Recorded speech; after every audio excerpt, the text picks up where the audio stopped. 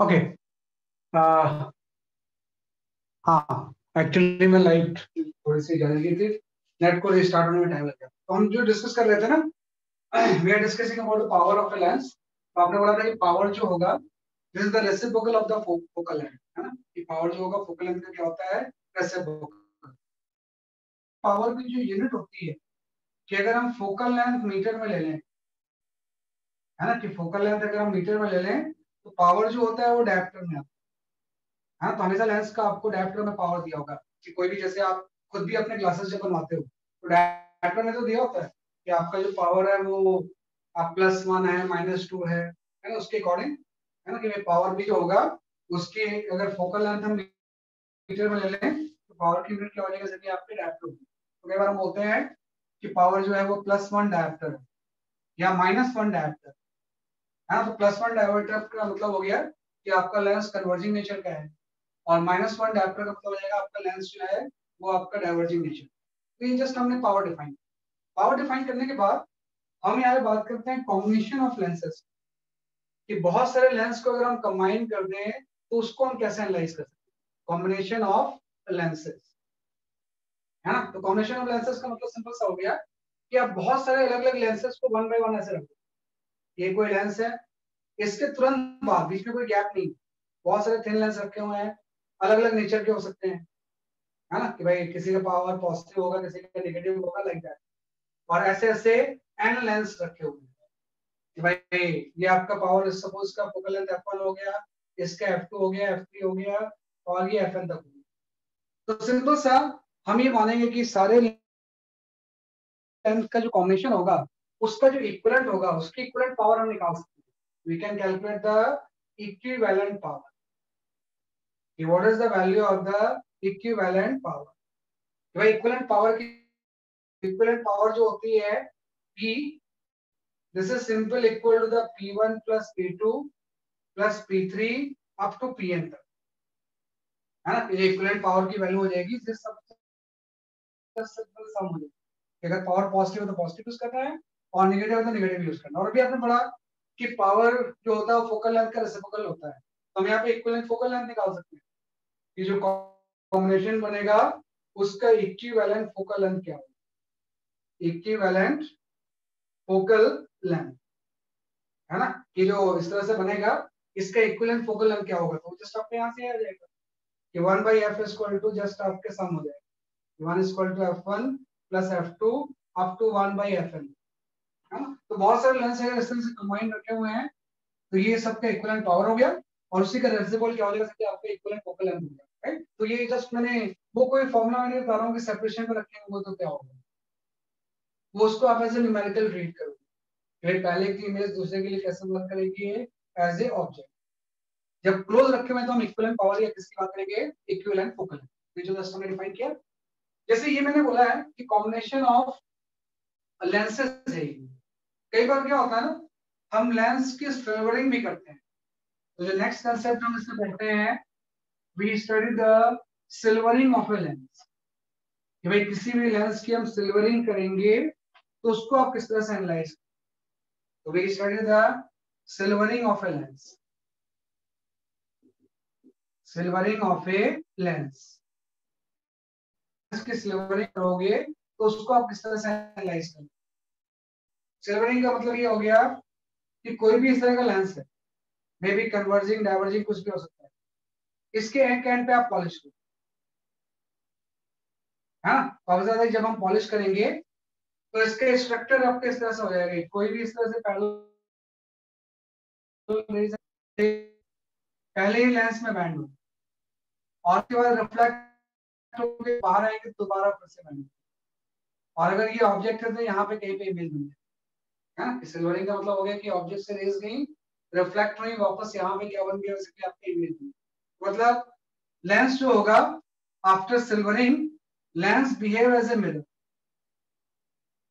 After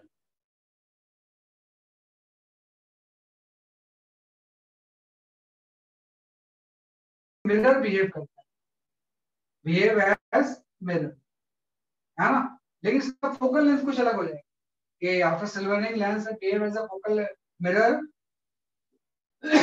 of focal length, of focal length हम ये लिख सकते हैं उसका फोकल लेंथ, ये जो इस मिरर की तरह बिहेव कर रहा है उसका जो फोकल लेंथ 1/f होता है उसकी वैल्यू होती है -2/fl, है ना, -1/f, ये ध्यान रखना इसमें, है ना भाई। आपका सिल्वरिंग लेंस कैसे बिहेव करेगा, एज ए मिरर, और जब मिरर की तरह बिहेव करेगा तो हम यहाँ पे मिरर फॉर्मूला यूज करेंगे, हम यहाँ पे क्या यूज करेंगे, मिरर फॉर्मूला, इसको सॉल्व करने के लिए, है ना। तो मिरर फॉर्मूला हम जानते हैं कि मिरर फॉर्मूला होता है 1/f equal to 1/v plus 1/u। तो अगर आपको ऑब्जेक्ट डिस्टेंस u पता है ना, ये इमेज डिस्टेंस इसकी अगर v पता है, v निकालना है, तो हम यहाँ पे एक फोकल लेंथ यूज करेंगे, वो फोकल लेंथ हम इस फॉर्मूला से निकालेंगे कि जिस मिरर की तरह बिहेव करेगा उसका जो फोकल लेंथ होगा 1/f, उसकी वैल्यू आपकी हो जाएगी। एक्चुअली में क्या होगा कि अगर मैं डिटेल में देखूं तो पहली बार रिफ्लेक्शन हुआ, उसकी इमेज कुछ यहाँ बन जाएगी, इसको मैं बोलूंगा आई डैश। ये आई डैश मिरर के लिए कैसे वर्क करेगी, ऑब्जेक्ट रिफ्लेक्ट हो गया, उसकी फिर से इमेज यहाँ बन गई, इसको हम आई डबल डैश बोलते हैं। तो आई डबल डैश फिर से जब लेंस से बाहर निकलेगी तो उसके लिए ऑब्जेक्ट वर्क करेगा और फाइनल इमेज यहाँ बनेगी। तो उसी को डिराइव करके ये फॉर्मूला आता है कि जिस मिरर की तरह एक्ट करेगा उसका जो फोकल लेंथ होगा 1/fl, माइनस साइन एक बाहर लगाना, 2/fl माइनस 1/fm हो जाएगा। अब इसमें ध्यान रखना fl और fm क्या है, एक्चुअली में हम ये मान लेते हैं कि ये जो पूरा सिल्वरिंग है ये एक्चुअली में दो चीजों का कॉम्बिनेशन है, एक लेंस और एक मिरर का। जब भी मैं सिल्वरिंग की मैं बात करूंगा तो इस तरह से मैं ऐसा मानूंगा भाई, अगर इस तरह से सिल्वरिंग आपने कर लिया है तो ये कॉम्बिनेशन है एक लेंस और एक मिरर, दोनों को अगर मैं सेपरेट एनालाइज करूं तो इस लेंस को इस मिरर से मैंने कंबाइन कर दिया। तो एफएल इसका focal length, this is the focal length of the lens FL, और एफएम इस मिरर का फोकल लेंथ। भाई इस लेंस का फोकल लेंथ मैंने एफएल ले लिया है और इस मिरर का फोकल लेंथ कितना हो गया, जैसे कि आपका एफएल। तो एफएल को हम लेंस मेकर फॉर्मूला से निकालते हैं। एफएल जब भी आप निकालोगे तो किससे निकालोगे, जैसे कि आपके लेंस मेकर फॉर्मूला से। तो लेंस मेकर फॉर्मूला से जब मैं एफएल निकालूंगा तो 1/fl की वैल्यू आपकी हो जाएगी mu by mu -1 into 1/r1 - 1। तो आप क्या करोगे कि इन दोनों को दो पार्ट में स्प्लिट कर लो और इसके बाहर जो भी मीडियम है, अगर इसके बाहर वाटर है तो बाहर वाटर यहाँ भी ले लेंगे, अगर बाहर में एयर है तो बाहर एयर हम ले लेंगे, है ना। तो जो भी चीज है हम with respect to outside medium दोनों को कंबाइन करें। तो आपने ये ले लिया, इससे इसका फोकल लेंथ निकाल लिया। और मिरर का फोकल लेंथ किसका होता है, ये जो मिरर का फोकल लेंथ होता है वो रेडियस ऑफ कर्वेचर का हाफ होता है। इन दोनों को आपने निकाला और इस फॉर्मूले में पुट कर, तो जिस इक्विवेलेंट मिरर की तरह एक्ट करेंगे उसका फोकल लेंथ यहाँ से आ जाएगा। ध्यान रखना यहाँ पे हमने ट्रू इसलिए लगाया है, वैसे तो डेरिवेशन आ जाएगा, लेकिन टू हमने इसलिए लगाया है क्योंकि इसमें दो बार रिफ्लेक्शन है, एक बार रे जब अंदर जा रही है और एक बार रे जब बाहर आ रही है, इसलिए मैंने यहाँ पे टू लगाया।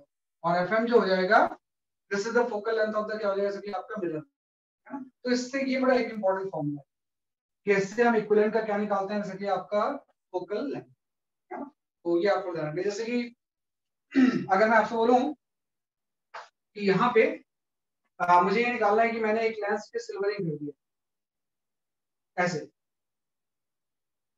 है ना, और बाहर में एयर है ना। तो अगर इसका रेडियस ऑफ कर्वेचर r है और ये जो चीज है इसका रिफ्रैक्टिव इंडेक्स अगर 1.5, तो इसका इक्विवेलेंट फोकल लेंथ कितना होगा हम निकाल सकते हैं सीधे उस फॉर्मूले से। हम लिखेंगे 1/f is equal to minus of 2/f।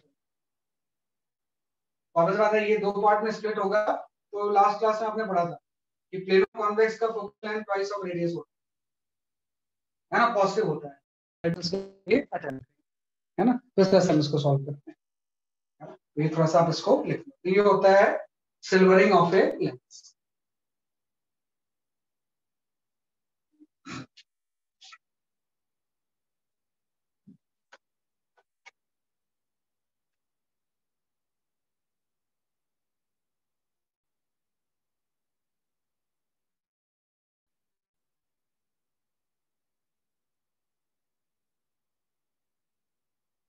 ये हमने कर दिया।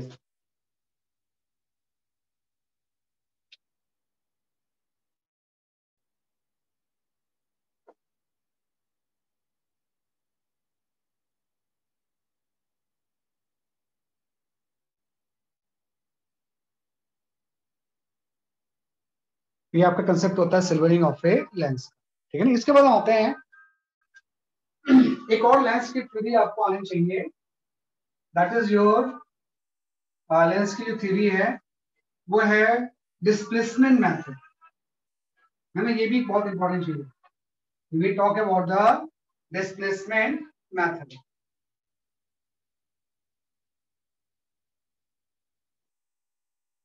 डिस्प्लेसमेंट मेथड है। What is displacement method? Displacement method is experiment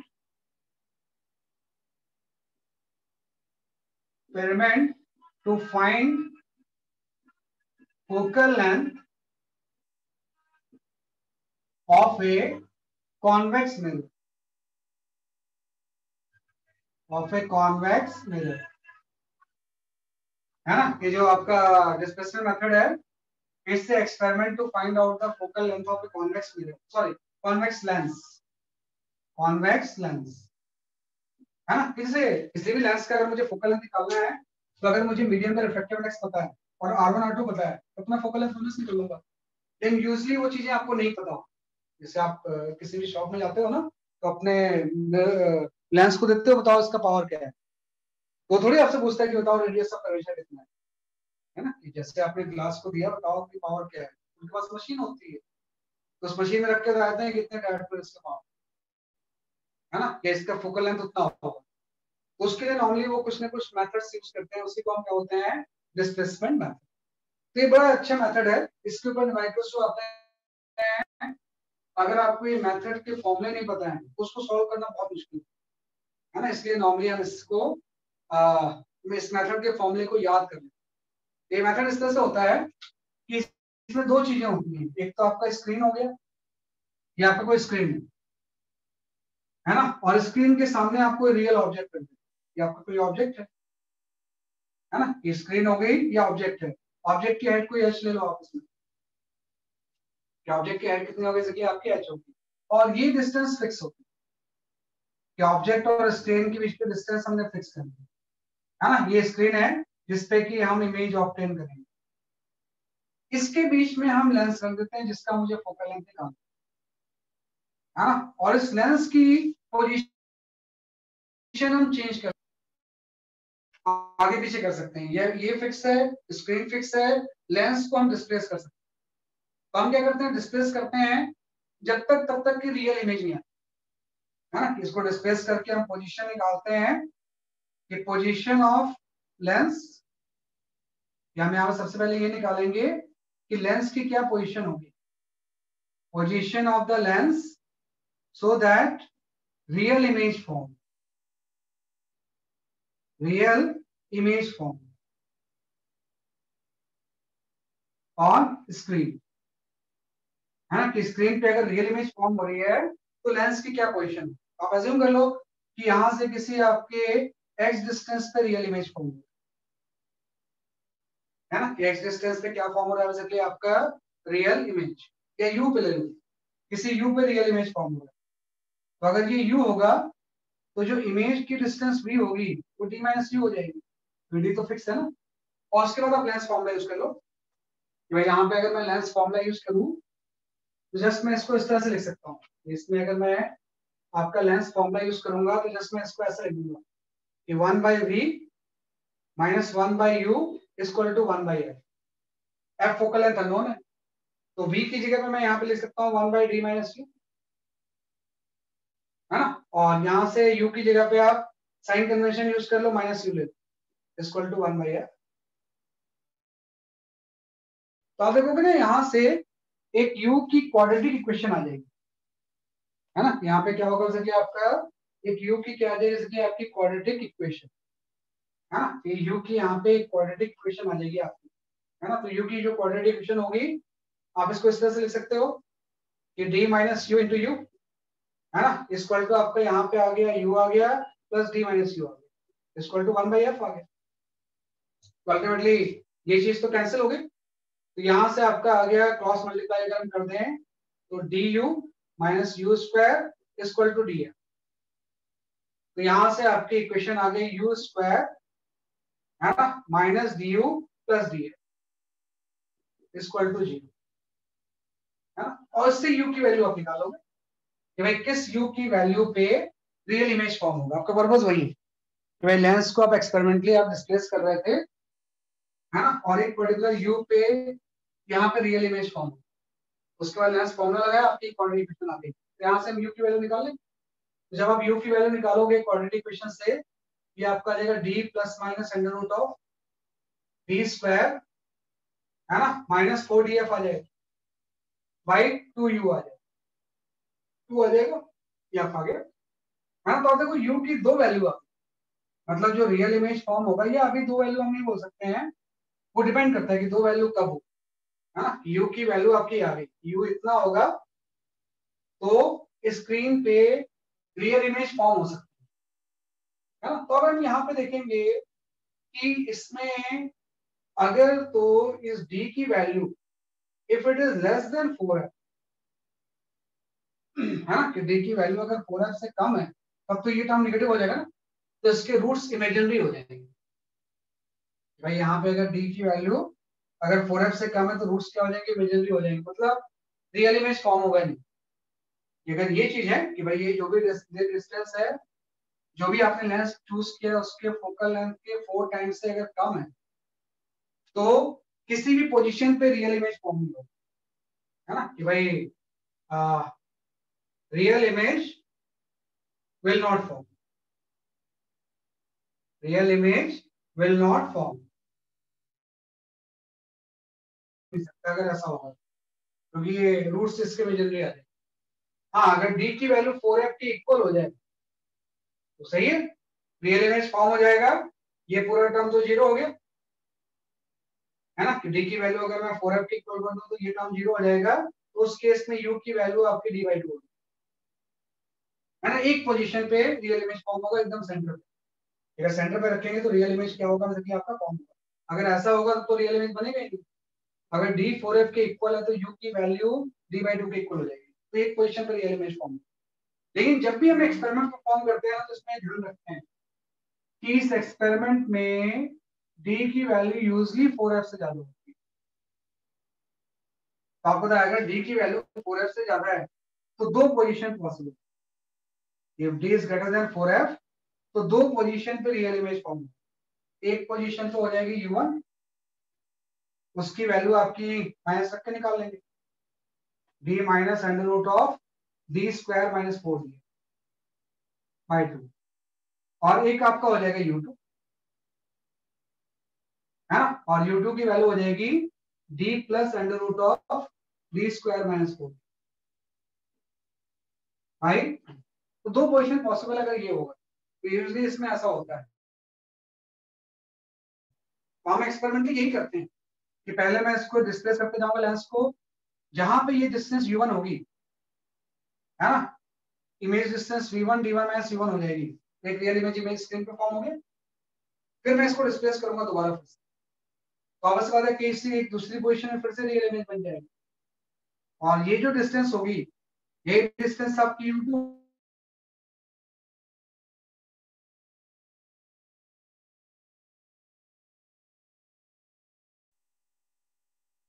है ना, और ये डिस्टेंस हम मेजर कर सकते हैं। ये तो एक्सपेरिमेंट परफॉर्म कर रहे हैं ना, भाई यहाँ पे आपने ऑब्जेक्ट रखा, यहाँ लेंस रखा, तो रियल इमेज फॉर्म हो गया, आपने देख लिया। फिर आप डिस्प्लेस करते गए फिर से रियल इमेज फॉर्म हो गया, देख लिया। बेंच पे स्केल्स होते हैं, तो उससे ये डिस्टेंस हम एक्स मेजर कर सकते हैं कि भाई कितना एक्स हम डिस्प्लेस करें ताकि फिर से रियल इमेज फॉर्म हो। तो अगर आपको ये एक्स पता है तो उसका फोकल लेंथ आता है। अगर आपको ये एक्स एक्सपेरिमेंटली अगर आपने निकाल लिया तो इससे हम क्या निकाल सकते हैं, कि आपका इस लेंस का फोकल लेंथ कितना होगा, क्योंकि आपको पता है एक्स की वैल्यू क्या हो जाएगी, u2 माइनस u1 तो हो जाएगी। तो अगर हम यहां से देखें तो जो x होगा, है ना, यहाँ पे अगर हम देखें तो जो x की वैल्यू होगी, है ना, x की वैल्यू जो होगी वो u2 माइनस u1 होगी। तो जब मैं उस फॉर्मूला से u2 माइनस u1 निकालूंगा तो ये आपका हो जाएगा under root of D square minus 4d। देखो मैं किस तरह से कर रहा हूँ, इतना चीज आप न्यूमेरिकल में कभी कर नहीं पाओगे जो मैं सब कैलकुलेशंस कर रहा हूँ। तो एंड रिजल्ट आपको याद रखना है कि x की वैल्यू u2 माइनस u1 होगी, और ये इसको जब हम सॉल्व करेंगे तो पहला फॉर्मूला कि भाई इस मिरर का लेंस का जो फोकल लेंथ होगा वो आपको हो जाएगा D square minus x square by 4। ये पहला फॉर्मूला होगा, ये आपको मेमोराइज करना है। डिस्प्लेसमेंट मेथड से इसका जो फोकल लेंथ आएगा वो D square minus x square by 4 हो जाएगा। तो ये सारी चीजें नोन है आपको। ऑब्जेक्ट और स्क्रीन के बीच की डिस्टेंस जो फिक्स है वो तो नोन है ही, और कितना डिस्प्लेस करके दोबारा फिर से रियल इमेज आ गई वो भी नोन है। तो अगर ये दोनों चीज आ गई तो उसका फोकल लेंथ आ जाएगा। किसी रेडियस ऑफ कर्वेचर या मटेरियल जाने की जरूरत नहीं है। अगर आपको एक्स निकाल लो कि दो रियल इमेज के बीच की डिस्टेंस क्या है, तो उससे हम इसका क्या निकाल सकते हैं, जैसे कि आपको तो पहला फॉर्मूला तो ये है ना, क्योंकि हम इस तरह से लेके आ रहे हैं। एक और इसमें बड़ा इंपॉर्टेंट फॉर्मूला वो होता है मैग्निफिकेशन, है ना, कि वो जो होता है वो क्या होता है, जैसे आपका मैग्निफिकेशन। कि अगर मैं यहाँ पे एक चीज और भी थोड़ी सी है कि अब जो u1 है ना उसको मैं x के टर्म्स में लिख सकता हूँ, है ना, कि u1 की जो वैल्यू है उसको मैं x के टर्म्स में लिख सकता हूँ। u1 में लिख सकता हूँ d माइनस एक्स बाई, तो ये टर्म x से तो आपने बोला है कि भाई ये वाला टर्म है तो x है, तो मैं u1 की वैल्यू लिख सकता हूँ d माइनस एक्स बाई। ऐसे u2 जो आएगा ये आपको आ जाएगा d plus x by. x की वैल्यू ये पुट कर दी उस फॉर्म में मैंने। अगर u1 d minus x by 2 है तो जो v1 होगा, है ना, वो वहां से हम निकाल लेंगे। v1 is equal to d minus u1 ही तो है, तो ये d प्लस एक्स बाई 2, और जो v2 होगा वो d माइनस एक्स बाई 2, है ना। यहाँ से कि भाई u1 मुझे अगर पता है तो v1 की वैल्यू d माइनस u1 ही तो हो जाएगी। मतलब ये हो जाएगा कि जो दो पोजीशन है उसमें ऑब्जेक्ट और इमेज की डिस्टेंस इंटरचेंजेबल है। भाई पहले केस में जो ऑब्जेक्ट की डिस्टेंस है, पोजीशन है, वो दूसरे केस की इमेज डिस्टेंस होगी, है ना। तो ये आपने u1 निकाल लिया, ये v1 हो गया, ये u2 हो गया, ये क्या हो गया, जैसे आपका v2। अब यहीं से एक बड़ा इंपॉर्टेंट ऑब्जर्वेशन आता है मैग्निफिकेशन, है ना, कि पहला इंपॉर्टेंट डेफिनेशन आ जाएगा मैग्निफिकेशन। कि फर्स्ट केस में अगर मैं मैग्निफिकेशन निकालूं m1, तो वो आपका आ जाएगा height of the image by height of the object, और ये फर्दर इक्वल हो जाएगा v बाई यू के, है ना। तो ये आपका हो जाएगा d plus x by d minus. Hope you understand. ये मैग्निफिकेशन फर्स्ट केस का जो m1 है, फर्स्ट केस में height of the image suppose h1 height of the object, और ये v बाई यू के इक्वल होगा d plus x by d minus x आ जाएगा। ऐसे मैं सेकंड केस की निकालता हूँ, होप कि आप लिख पा रहे हो। सेकंड केस की मैं अगर निकालूंगा तो यहां से m2 आ जाएगा। m2 की वैल्यू हो जाएगी h2 by h। h2 is the height of the image in the second case। Object की हाइट तो सेम ही है ना, वो v2 by u2 हो जाएगा। ये आपका आ जाएगा d माइनस एक्स बाई। और देखो फर्स्ट केस का magnification d plus x by d minus x आ गया, और ये आपका आ गया d minus x plus d. इसको डिवाइड करने के बाद तो दोनों का जो प्रोडक्ट होगा वो 1 के इक्वल हो जाएगा। अगर मैं इन दोनों को मल्टीप्लाई करूं तो सब कैंसिल हो जाएगा, 1 हो जाएगा। तो डिस्प्लेसमेंट मेथड में ये होता है। डिस्प्लेसमेंट मेथड के पहला फॉर्मूला ये है। दूसरा फॉर्मूला ये है कि जो मैग्निफिकेशन का प्रोडक्ट होता है वो 1 के इक्वल है ना, हमेशा। डिस्प्लेसमेंट मेथड में जो दो रियल इमेज बन रही है, दोनों केस में अलग अलग मैग्निफिकेशन आएगा। उसका जो प्रोडक्ट होगा वो किसके इक्वल होगा, जैसे आपके 1, है ना, कि जो प्रोडक्ट होगा उसकी वैल्यू कितनी हो जाएगी, 1 के इक्वल हो जाएगा। और अगर ये प्रोडक्ट 1 के इक्वल है तो फिर मैं यहाँ से ये चीज भी तो लिख सकता हूँ कि h1 by h into h2 by h equal to 1 आ गया। मींस जो h की वैल्यू होगी h स्क्वायर, ये h1 into h2 के इक्वल। मींस h की जो वैल्यू होगी वो under root of h1 h2। ये भी एक इंपॉर्टेंट चीज है। h की जो वैल्यू होगी वो h1 into h2 के अंडर रूट के इक्वल। तो अगर दोनों केस में इमेज की हाइट मुझे पता है तो उसको मल्टीप्लाई करके मैं अंडर रूट ले लूं तो हाइट ऑफ द ऑब्जेक्ट है। इसमें h1 h2 आप लिख लेना क्या है। h1 is the height of the image in first position for real image, और h2 is the height of the image in second position for real image, है ना। कि h1 h2 जो है ये height of the image, h1 h2 क्या है दोनों केस में height of the image. Height of image. हाँ, तो ये ध्यान रखना इसमें कि ये बड़ा इंपॉर्टेंट ऑब्जर्वेशन है। पहला ये हो गया, दूसरा ये हो गया, तीसरा ये हो गया। एक और इंपॉर्टेंट चीज इसमें होती है, उसके ऊपर भी कई बार क्वेश्चन आते हैं। जैसे मैंने m1 m2 को मल्टीप्लाई कर दिया, अगर मैं m1 माइनस m2 ले लूं, ये m1 की वैल्यू ये है, m2 की वैल्यू ये है। इसी केस में अगर मैं ऐसा ले लूं कि what is the m1 minus m2, है ना, इससे थर्ड केस में अगर हम ये ले लें m1 माइनस m2 की वैल्यू क्या हो, हाँ, m1 माइनस m2 जब निकालोगे तो इससे इसको आप माइनस कर दोगे, है ना, तो इससे इसको माइनस करेंगे, देखो क्या रहा आपका, what is the value of the m1 minus m2, कितना रहा आपका, देखो m1 माइनस m2 को सॉल्व करके क्या रहा आपका, है ना, भाई इसको सॉल्व करके क्या बच जा रहा है आपका। वैसे मतलब एंड रिजल्ट में आपको बताता हूँ कि m1 minus m2 x by f के इक्वल, आप एक बार सॉल्व करके देख लेना। भाई m1 इतना है, m2 इतना है, दोनों को माइनस कर देंगे, और यहाँ से फोकल लेंथ भी पता है मुझे, x भी पता है, तो ये फर्दर किसके इक्वल हो जाएगा, x बाई f। तो ये भी एक इंपॉर्टेंट फॉर्मूला है। फर्स्ट केस का अगर मैग्निफिकेशन m1 है, सेकंड केस का मैग्निफिकेशन अगर m2 है, तो m1 माइनस m2 की वैल्यू हमेशा किसके इक्वल होगी, f x बाई f। तो इस चारों फॉर्मूले के ऊपर कई बार न्यूमेरिकल्स आपसे पूछे जाएंगे एग्जाम, एक क्वेश्चन पक्का है, तो थोड़ा ध्यान रखना है कि डिस्प्लेसमेंट मेथड का क्वेश्चन, तो उसको अगर हम बेसिक से करने जाएंगे ना बहुत टाइम लग जाएगा, तो सीधे इस रिजल्ट्स को आपको अप्लाई और सीधे सीधे आपका आंसर निकाल, जस्ट राइट इट डाउन, ये आपका है ना, तो ये आपका एक इंपॉर्टेंट चीज।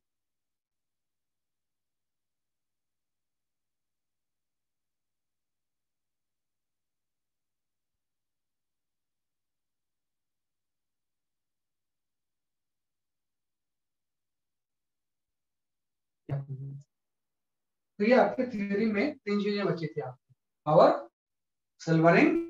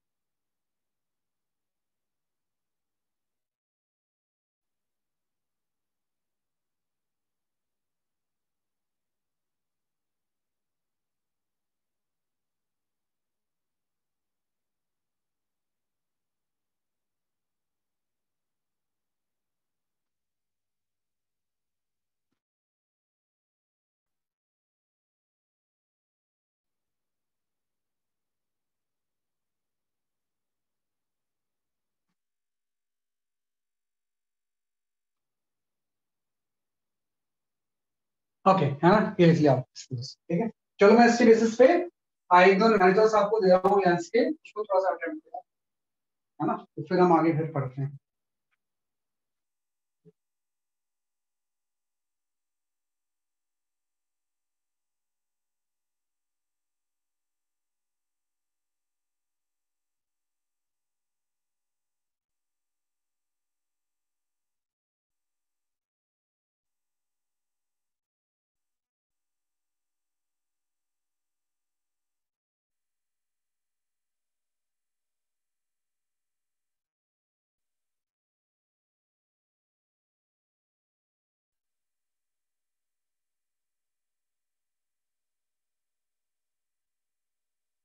There is a question.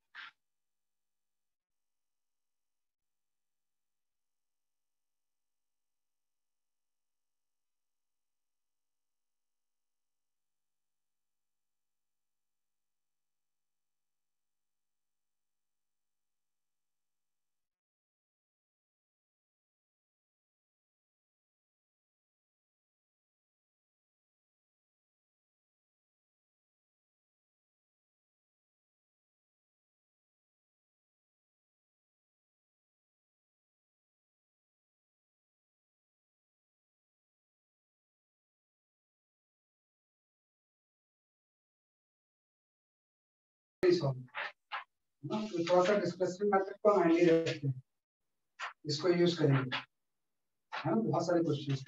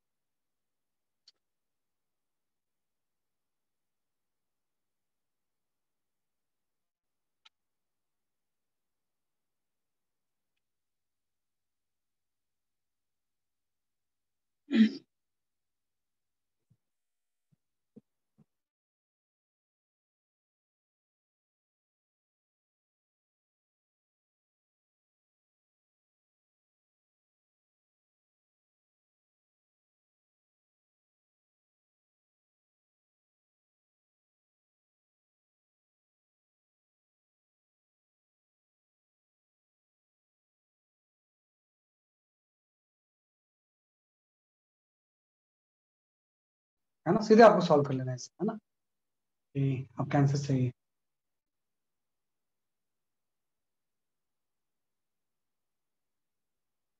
ना, क्योंकि आपको डिस्प्लेसमेंट एनालिसिस के सारे रिलेशन पता है, जिसमें कुछ भी आएगा तो हम उसको सॉल्व कर सकते हैं, है ना। तो एज फॉर एग्जाम्पल, जैसे कि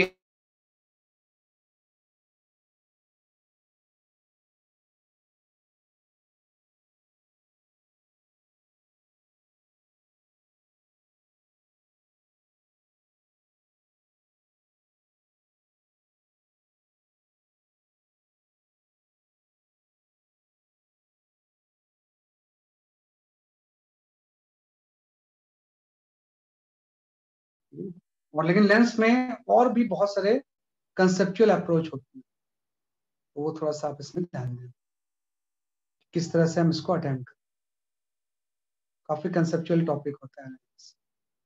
तो कुछ क्वेश्चंस मैं और दे रहा हूँ ताकि आपका लेंस थोड़ा सा स्ट्रांग हो।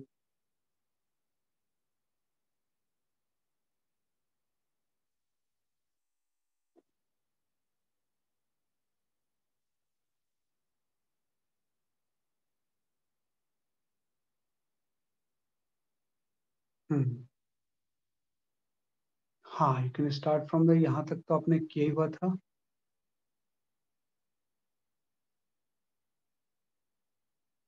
हाँ, you can go for this question, यहाँ से हम स्टार्ट करते हैं।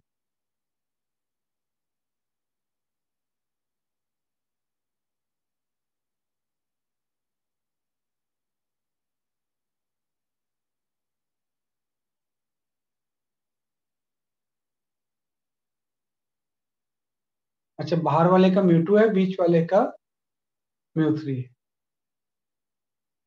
Find the focal length of the combination.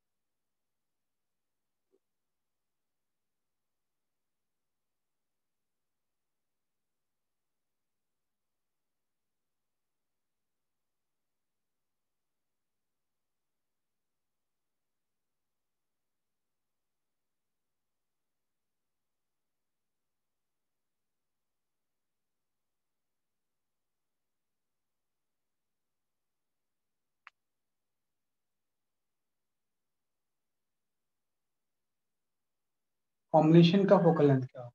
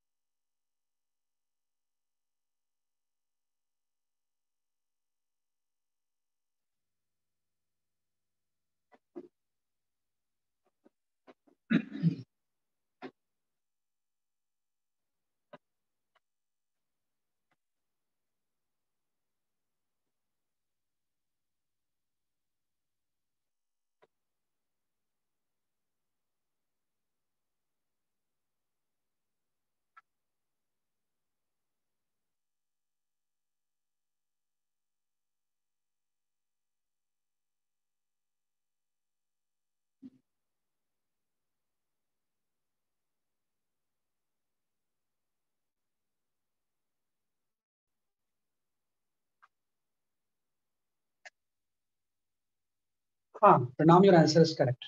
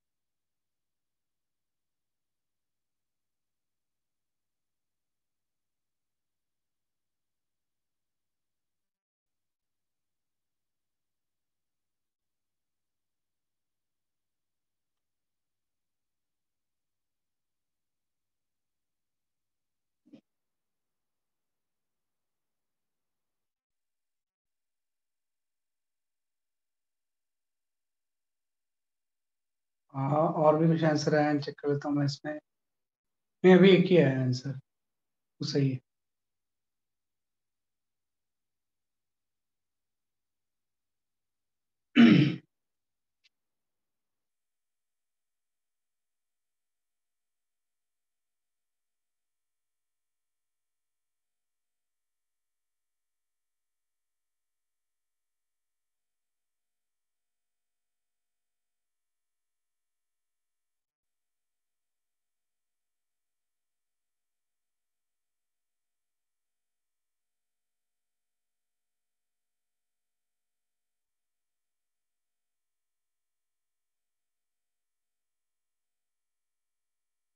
Okay, I will explain this question, है ना। मैं ये क्वेश्चन बताता हूँ आपको मैं कि किस तरह से हम इसको अटेम्प्ट कर सकते हैं, म्यू 1 म्यू 2 एंड म्यू 3, है ना। मैं एक्सप्लेन करता हूँ ऐसे। देखो कुछ नहीं इसमें है, आप फॉर्मूला वही यूज करोगे जो अभी तक आप पढ़ते आओ कॉम्बिनेशन का, है ना। कि भाई कॉम्बिनेशन का फॉर्मूला आपको पता ही है, उसी कॉम्बिनेशन के फॉर्मूले को ही आप यूज करोगे। इस केस में कॉम्बिनेशन के फॉर्मूले को हम क्या करेंगे, यूज करेंगे।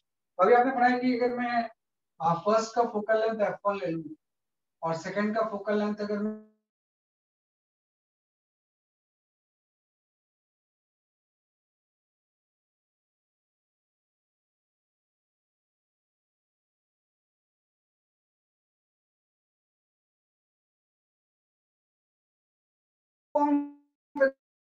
निकालेंगे,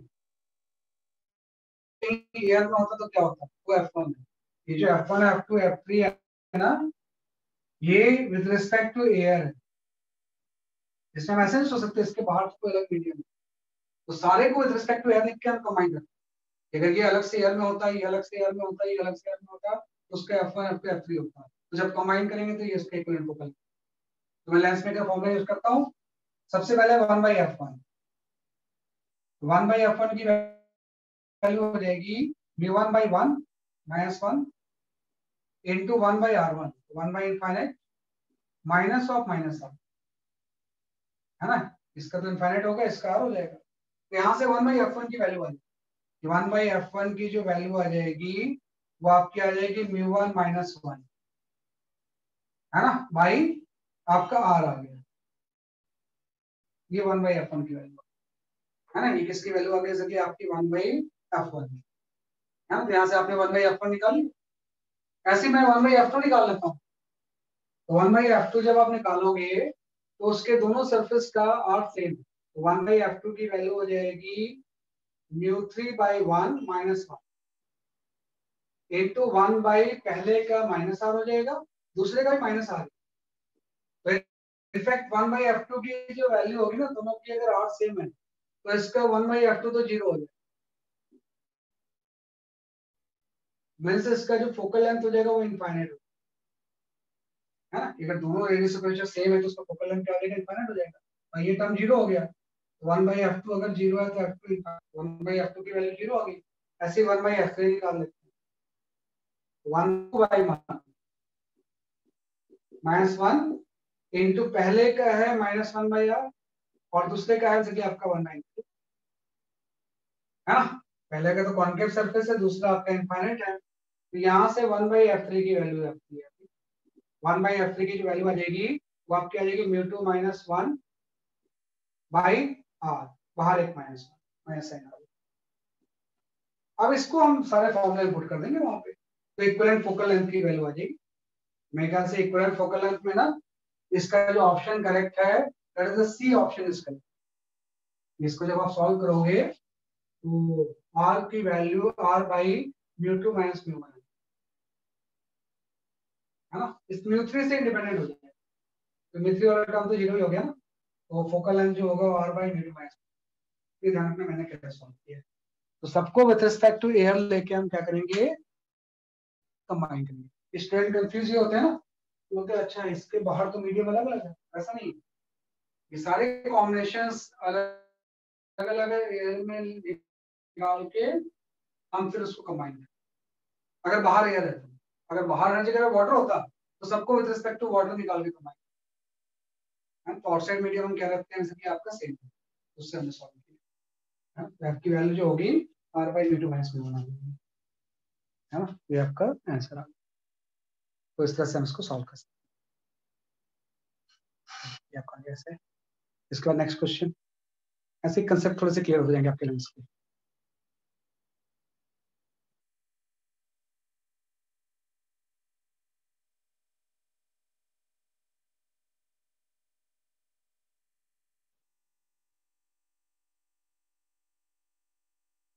ये कर लिया आपने, ये कर लिया, हाँ you can go for this question.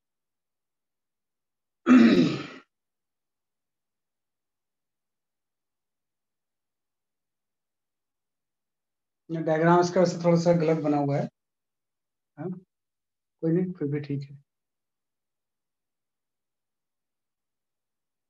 आप क्वेश्चन पढ़ो, डायग्राम मत देखो।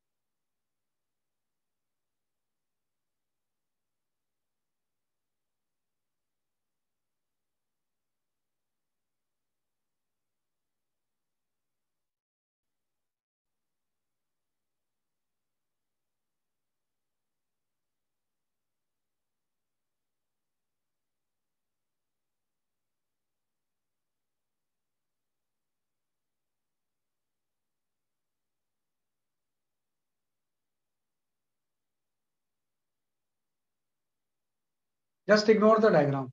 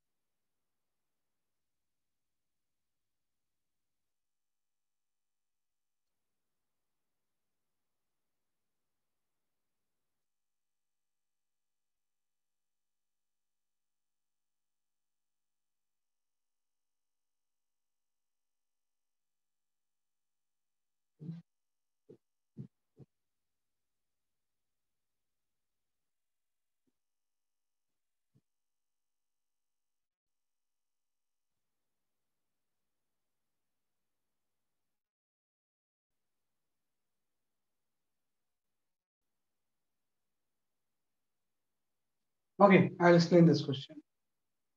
है ना, वैसे तो डायग्राम में ही सोल्यूशन दिया हुआ है इसका एक्चुअली। इसके अकॉर्डिंग 20 सेंटीमीटर आंसर होगा। मैं चेक करता हूँ अभी, है ना। है ना, देखो कुछ नहीं इसमें है।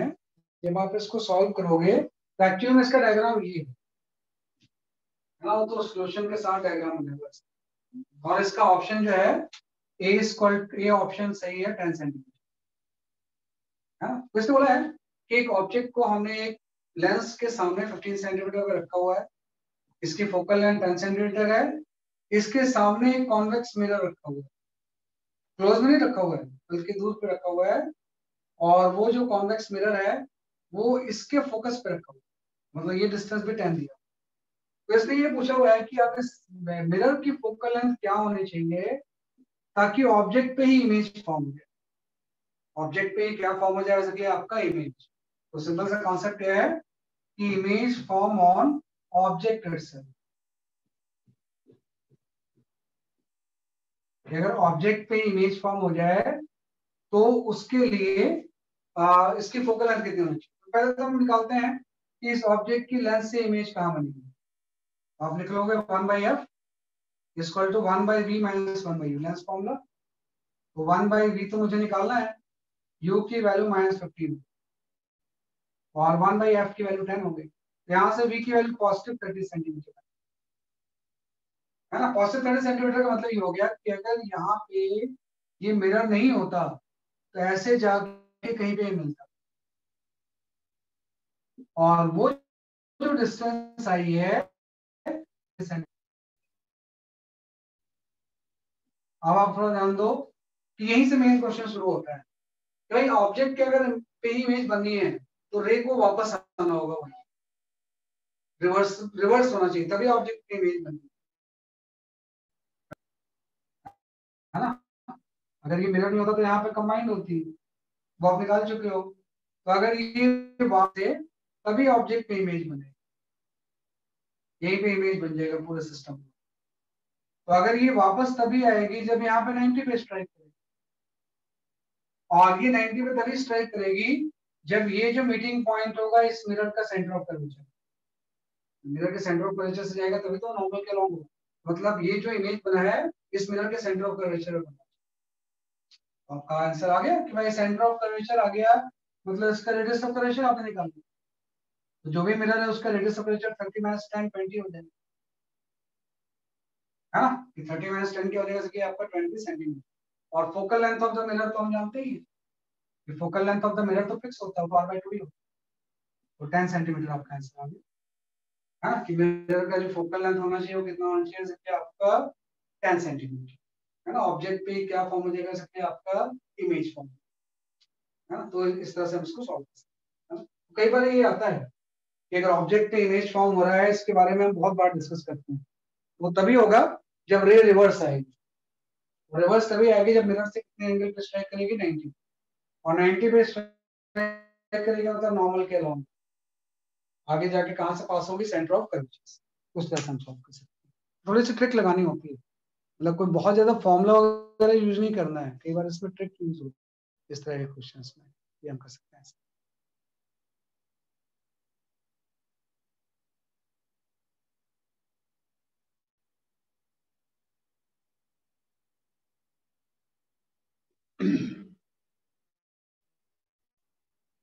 ठीक है क्या, नेक्स्ट क्वेश्चन देखो किसमें।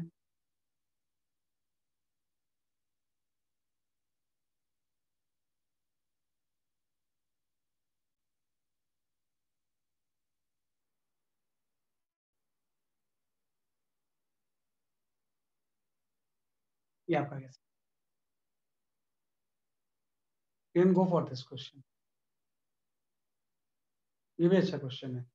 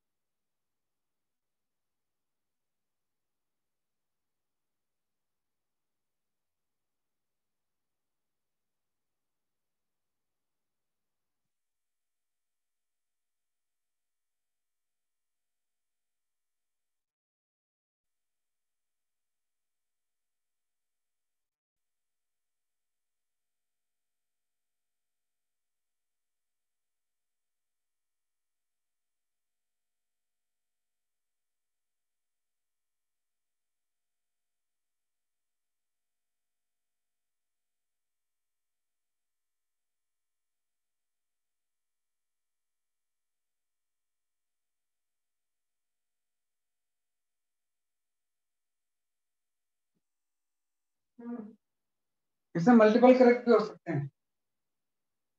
इस क्वेश्चन में there can be the multiple correct option.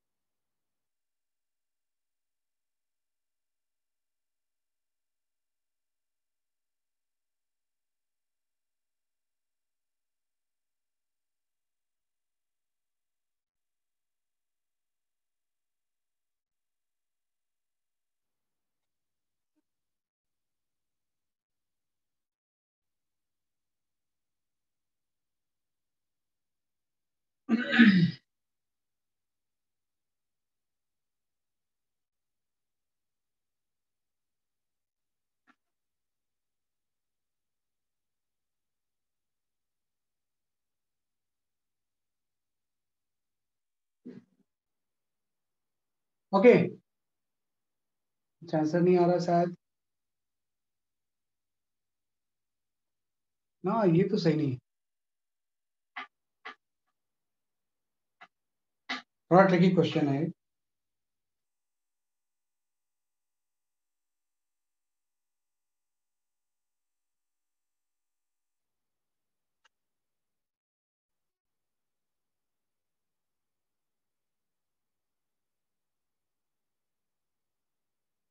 हाँ, निमिषा सही आंसर है आपका।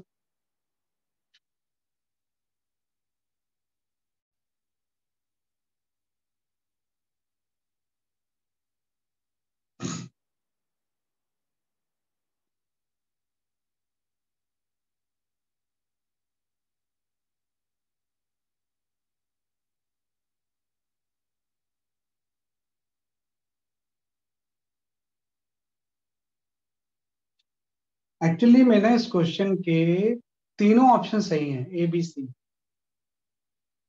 है ना। All three options are correct. इसके जो तीनों ऑप्शन है वो तीनों ऑप्शन सही है। है ना, एबीसी आर करेक्ट, इसका जो आंसर है ना, मतलब एबीसी तीनों आंसर सही, ए भी हो सकता है, बी भी हो सकता है, सी भी। उसका रीजन है, सिर्फ थोड़ा ध्यान दो कि अगर ये 10 सेंटीमीटर इसका फोकल लेंथ है तो ये फोकस पे तो रखा हुआ है, और ये इस लेंस का फर्स्ट फोकस,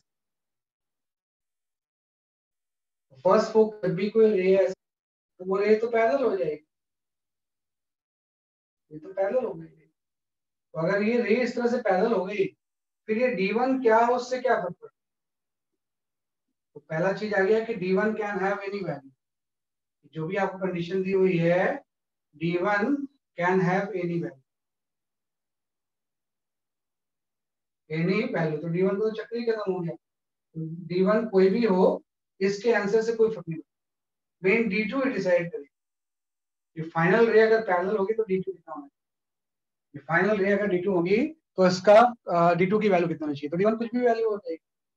तो सारे जो ABC ऑप्शन है उसमें D1 तो अलग अलग है, D1 से तो आंसर इंडिपेंडेंट है। अब D2 हम चेक करते हैं, क्या अगर D2 किसी का भी सही नहीं हो तो नॉन ऑफ दिस सही होता है।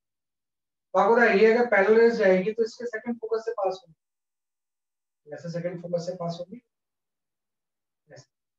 मतलब यहाँ पे अगर लेंस नहीं होता ये इसके सेकंड फोकस से पास है ना, ये इसका क्या होता है बेसिकली आपका इस लेंस का ये सेकंड फोकस है ना, कि इसका सेकंड फोकस होता उसी से पास करती है, पैरेलल रेज हमेशा सेकंड फोकस से पास करती है। लेकिन एक चीज है कि अगर फाइनल रे को पैरेलल होना है तो इस लेंस का जो इसका सेकंड फोकस है वो इस लेंस के लिए फर्स्ट फोकस होना चाहिए, समझे?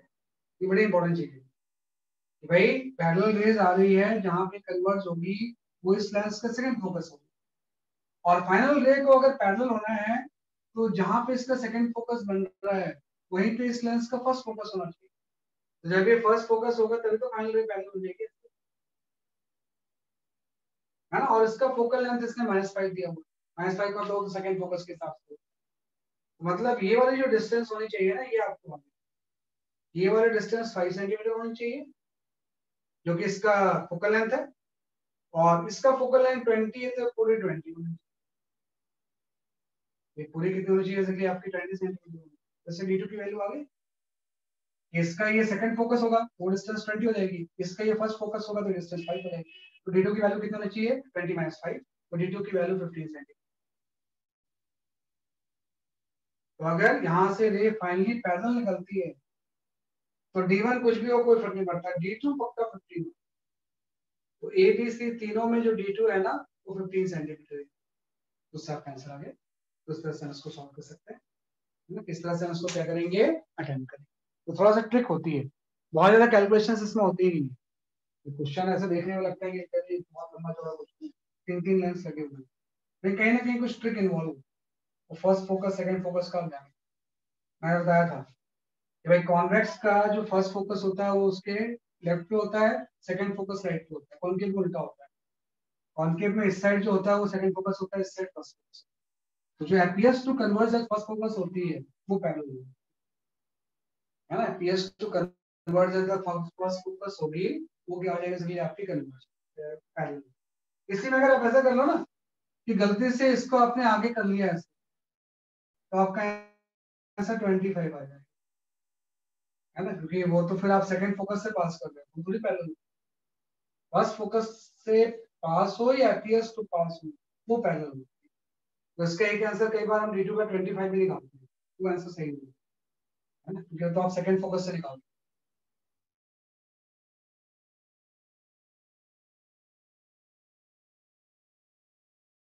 उसको ऑप्टिकल इंस्ट्रूमेंट्स, है ना, लाइक ऑप्टिकल इंस्ट्रूमेंट मींस जो टेलीस्कोप माइक्रोस्कोप है, ये सारी जो चीजें है ना, एक बार मैं सिलेबस देख लूंगा, है ना, कई बार एक्चुअली चेंजेस हुए हैं कुछ इन सब चैप्टर्स में, पहले में तो कोई ज्यादा चेंजेस नहीं है, ये लास्ट वाले चैप्टर में लास्ट ईयर कुछ चेंजेस हुए, बोर्ड का भी देखना पड़ेगा मुझे और नीट का भी देखना पड़ेगा, एक बार क्या होता है बोर्ड में हो सकता है चेंज हो गए होंगे, नीट में नहीं हुआ, तो नीट में नहीं होंगे तो फिर पढ़ेंगे उसको, है ना? तो उसके हिसाब से हम डिस्कस करेंगे। That's all for today, bye bye. Thank you, sir.